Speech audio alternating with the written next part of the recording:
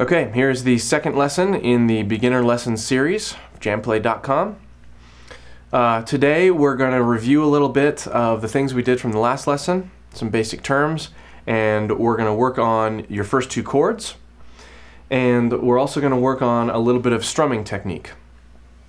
We'll be working with the strumming and the chords with a metronome, and we'll be learning how to play to a backing track, which is something that I like to use a lot in my lessons because I think it's good to start playing with other musicians as soon as you possibly can, and playing with a track is a nice controlled way to do that.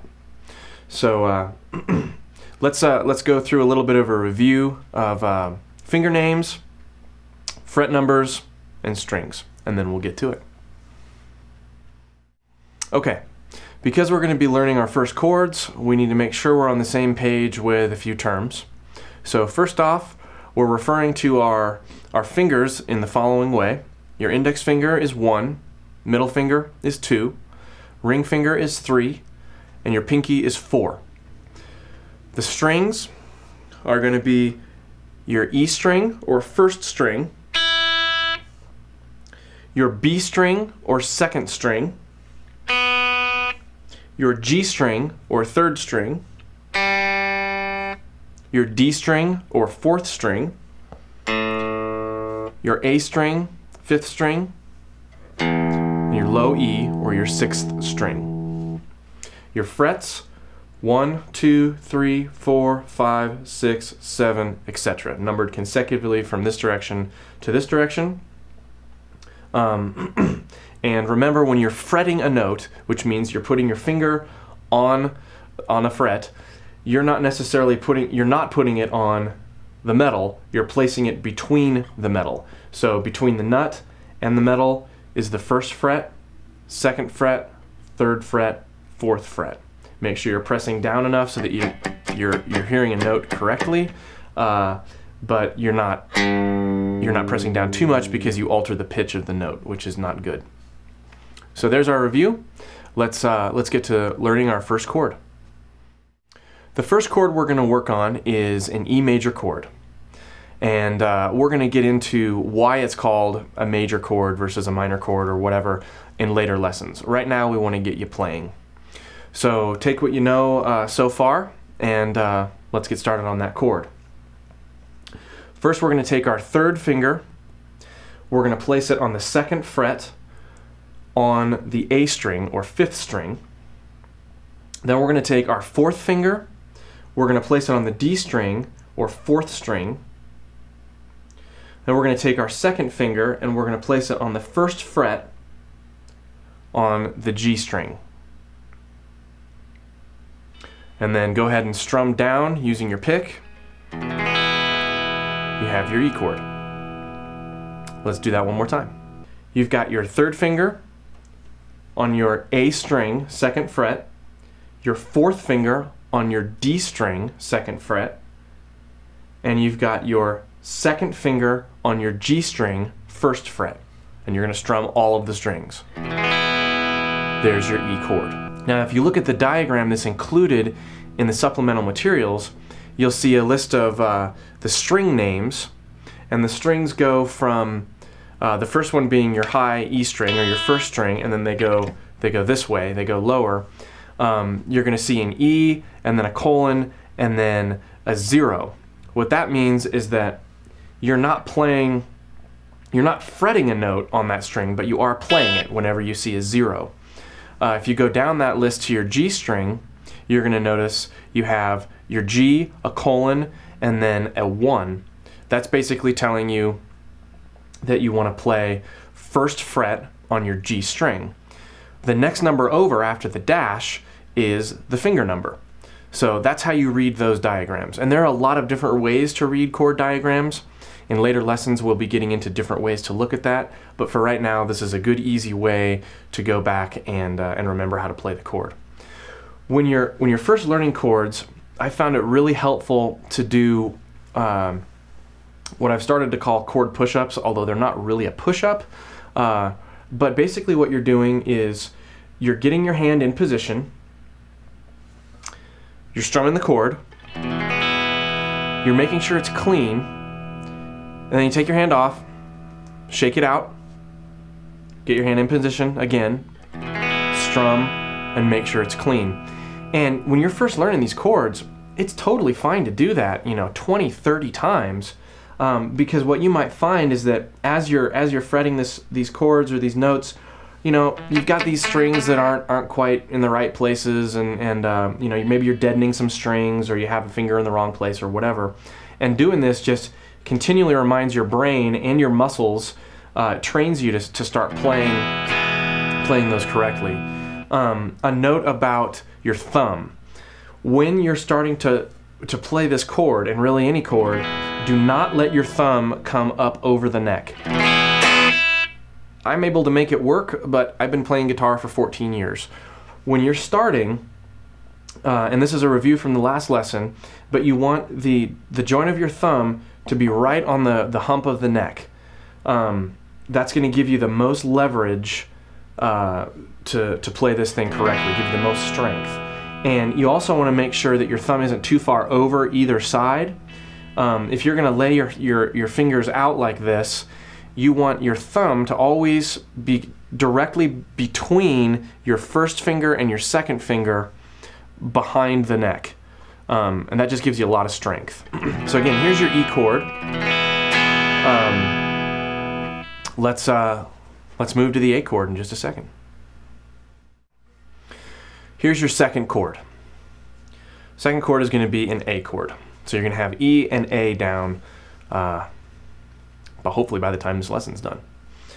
For this chord, we're going to be taking our middle finger or our second finger, placing it on the D string, 2nd fret. Then you're going to take your ring finger or your 3rd finger on the G string, 2nd fret. Then you're going to take your pinky or your 4th finger and you're going to place it on your B string, 2nd fret.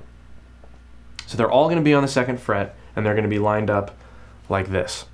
And just a quick note about these first two chords. There are different fingerings you can use. You could play your A like this, or you could play your E like this. I'm recommending that you leave your first finger free for learning these chords first off, because when we start working on other chord positions, there are other chords that are going to be based off of these forms.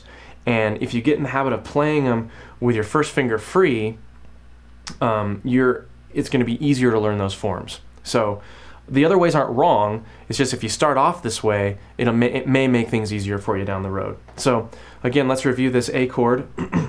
You've got your 2nd finger, 2nd fret, D string, 3rd finger, 2nd fret, G string, 4th finger, 2nd fret, B string.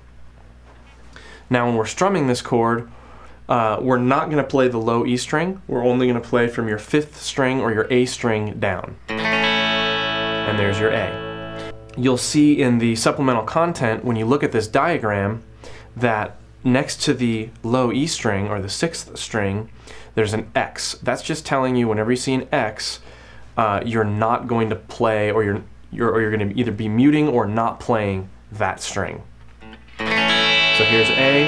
Apply the same kind of chord push-up method that we worked on last time. Get everything clean, strum, shake your hand out.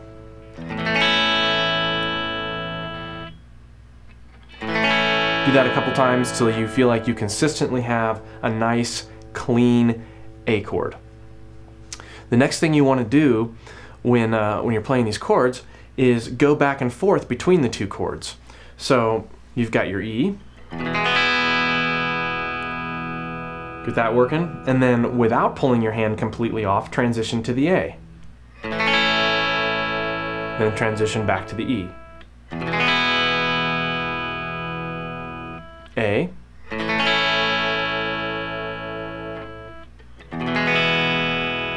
Okay, when you start transitioning like this, you start to notice where each finger needs to transition in order to make it smooth, so that you're not stopping the sound altogether.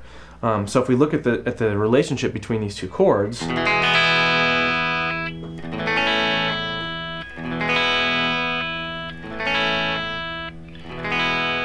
you can see that my 4th finger simply moves from my D string to my B string. You can see that right there. My third finger simply moves from my A string down to my G string. And so they're basically skipping a string, and they're moving. They're not changing frets. The only one that actually changes frets is my my second finger, and that's going to move up to my D string. And in some of the other chords we'll be learning, you'll notice some relationships like that too, where it's easier if you want to look at changing chords and what each finger does to make those transitions. But practicing them both ways is extremely key. Practicing just coming right on and playing the chord, and then practicing the transition. And practicing the transition is easier once you've got a good clean sound. And what I'm anticipating is that you'll probably stop watching the lesson at this point for a little bit, practice getting a clean sound, and then cue up the rest of this lesson and work on strumming, which is what we're going to do next. So take a little bit of a break, focus on getting these chords clean.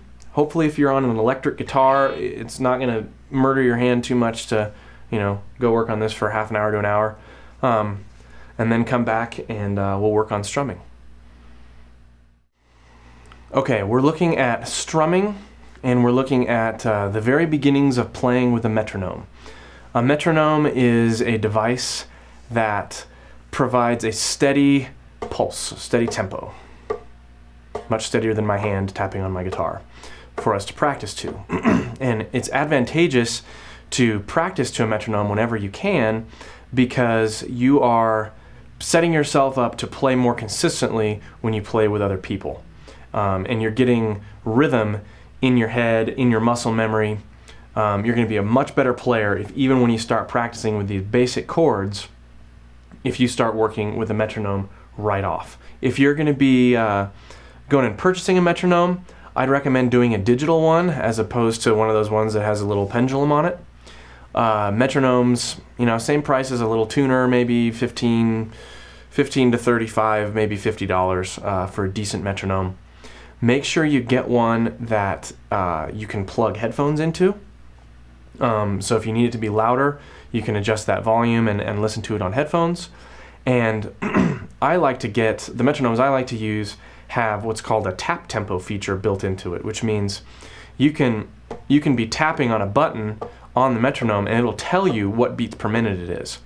So if you know that you want to practice at a certain tempo but you're not sure what that feels like as far as numbers, you'll start getting that in your head also, as far as, oh, that's about 60 beats per minute, or oh, that's about 17 beats per minute, or 17, that'd be really slow, whatever. So first off, before we get too much into the playing with the metronome, let's work on strumming, and we want to review holding the pick. It's really easy when we start strumming to get sloppy with it. We just want to make sure that we've got the pick right here where the index finger and the thumb are joined at the palm of your hand. You're relaxing these fingers, and that you're using your wrist when you strum as opposed to your arm when you strum. So we're going to take these two chords, and when the metronome starts, we have it divided so that we're going to be changing chords every 4 beats. So every time we get around to 1, we're going to be strumming, and then also changing from the E to the A. This is going to help us practice doing this in rhythm, and it's going to work on our strumming. There are 2 basic strums that we're going to go over today. The first is a downstroke, which you've probably already figured out how to do at this point. The second is an upstroke. Pretty self-explanatory. So a good drill for this is just to pick a chord, like an E, and practice trying to keep as steady as you can. Switch chords.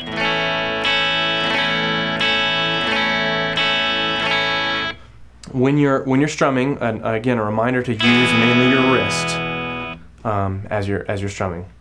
So let's fire up the metronome, and I'm going to talk through some of the things that I'm doing as well as playing.